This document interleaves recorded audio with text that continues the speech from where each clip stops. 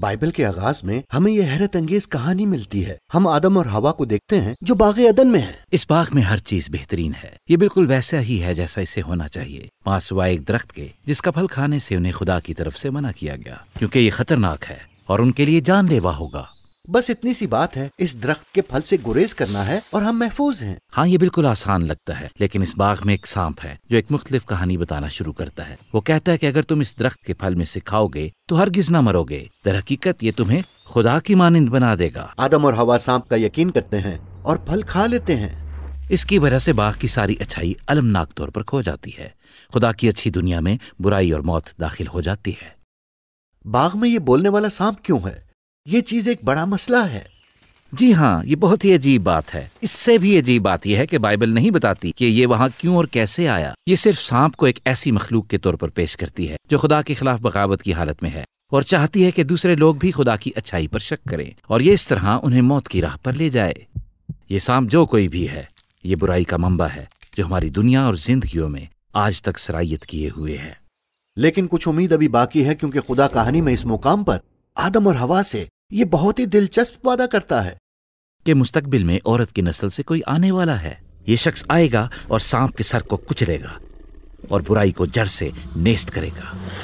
تاہم اس جنگ میں سانپ اس شخص کی ایڑی پر کاٹے گا، جو کہ ایک طرح کی باہمی تباہی ہوگی۔ جی ہاں، یہ بہت عجیب لیکن خوبصورت وعدہ ہے۔ یہ وعدہ کہانی میں اگلے اہم واقعے تک گویا ہوا میں معلق رہتا ہے، جب خدا ابراہیم نامی ایک شخص کو دوسروں سے علیحدہ کرتا ہے اور چنتا ہے۔ خدا فرماتا ہے کہ اس کی نسل کے وسیلے سے دنیا کی سب قوموں اور قبیلوں کے لیے بھلائی اور برکت کو بحال کیا جائے گا۔ جب ہم اس خاندان کا نسب نامہ دیکھتے ہیں تو ہمیں ابراہیم کا ایک پرپوتا ملتا ہے جس کا نام یہودا ہے۔ اس کے ساتھ وعدہ کیا جاتا ہے کہ اس کی نسل سے ایک بادشاہ آئے گا اور ساری دنیا اس بادشاہ کی پیروی کرے گی۔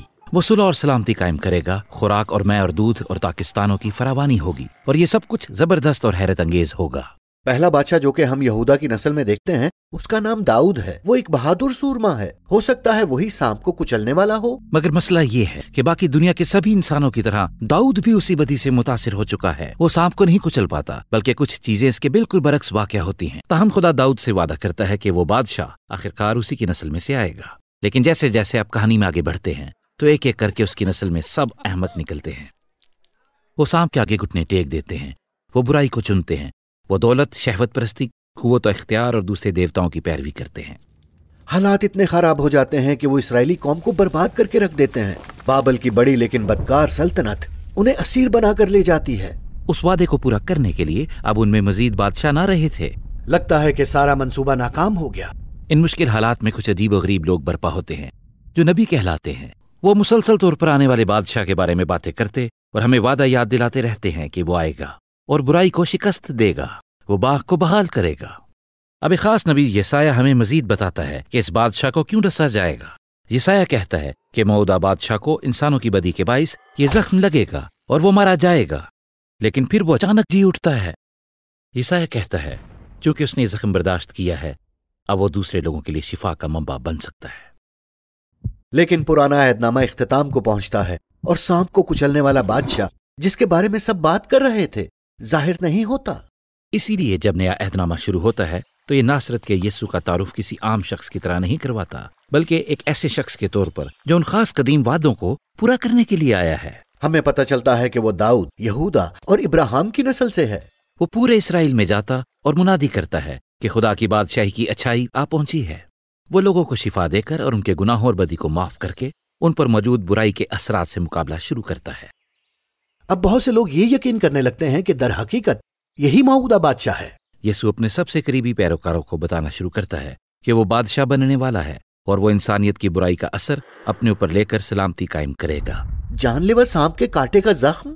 بالکل، اور ایسا لگتا ہے جیسے سانپ جیت گیا ہو۔ اگر اس کے بعد رونما ہونے والا واقعہ نہ ہوتا تو یہ کہانی در حقیقت ایک المیہ ہوتی۔ یسوع مردوں میں سے جی اٹھتا ہے۔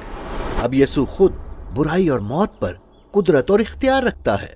نئے عہد نامے کا باقی حصہ یہ دعویٰ کرتا ہے کہ برائی اور موت پر یسوع کی قدرت و اختیار اب ہمارے لیے میسر ہے تاکہ ہم اپنی زندگیوں میں برائی کے اثرات کا مقابلہ کر سکیں۔ لیکن اب بھی موت اور برائی ہماری دنیا کے لیے حقیقی مسائل ہیں۔ بائبل کی کہانی اس بیان کے ساتھ اختتام کو پہنچتی ہے کہ ایک دن یسوع واپس آئے گا اور اپنے کام کو مکمل کرے گا۔ وہ سانپ کو ہمیشہ ہمیشہ کے لیے ہلاک کر دے گا اور زمین پر اس باغ کی اچھائی کو بحال کرے گا۔